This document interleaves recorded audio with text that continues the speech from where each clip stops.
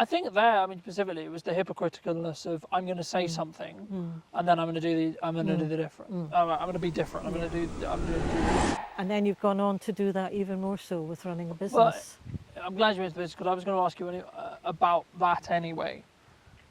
How was, from your perspective, and something I'm interested to hear is like how it's been for you, because obviously you've seen it from an idea in my head to now full-fledged career, full-fledged business that, touch wood, will continue to grow to strength outside of a couple of outcrop of years, right? I've talked about that in content, I won't go into it now, but how has that been?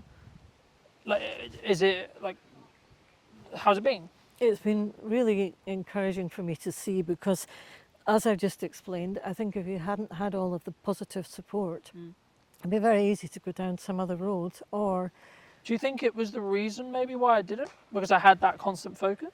well, I think there's twofold reasons. I think you did try some of the other types of jobs early on to get experience, and I think you found it pretty difficult to be told what to do and to do the right thing, let's say, by bosses, etc. I think there, I mean, specifically, it was the hypocriticalness of I'm going to say something, and then I'm going to do the different. I'm going to be different. I'm going to do differently. So therefore, I think for you, running a business with you being, the main person behind it, and from the background of what you've been through, I think it made the most sense, really. And we've talked about that before when you've said at times, maybe I should go into something where, I earn a solid monthly amount every time and I know it's guaranteed.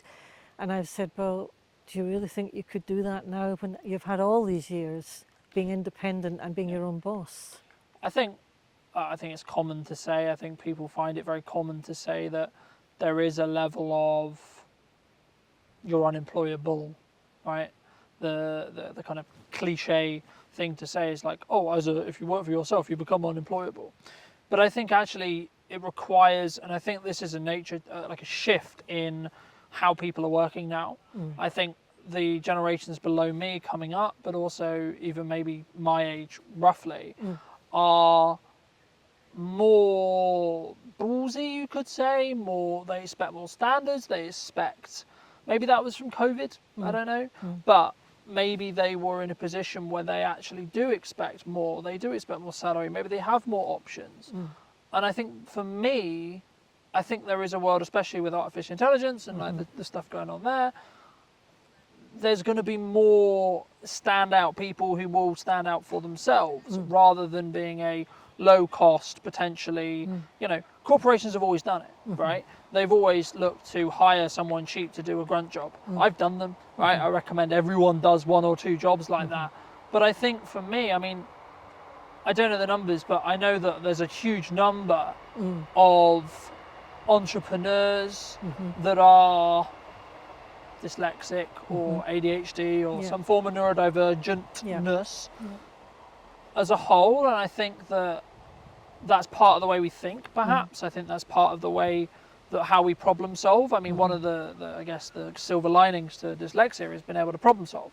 And I drive my partner mad because I constantly have all these other ideas, but for me, I'm constantly trying to fix problems about, there's this cash flow problem, or I'm planning to do this, I'm trying to develop and change. I mean, you've seen, I hate saying it because like turbulent times in the economy, right? You could say anything's happening in geopolitics, anything's happening in the economy, but have you seen me develop a level of resilience through the nearly 10 years that I've run the company? Like, as it got stronger as I grew?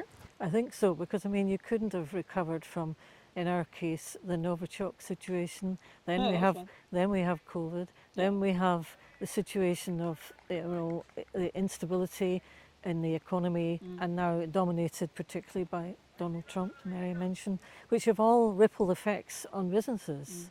And I think if you hadn't been determined to overcome every single issue that came along, you wouldn't still be running the business. You've had to think differently, diversify. But if you think about the people who have got these SEN or dyslexic issues, Richard Branson's one, he runs his own business, and obviously Jamie Oliver, who we've mentioned earlier, you know, many of these people do work for themselves because they know how to work well for themselves, and it's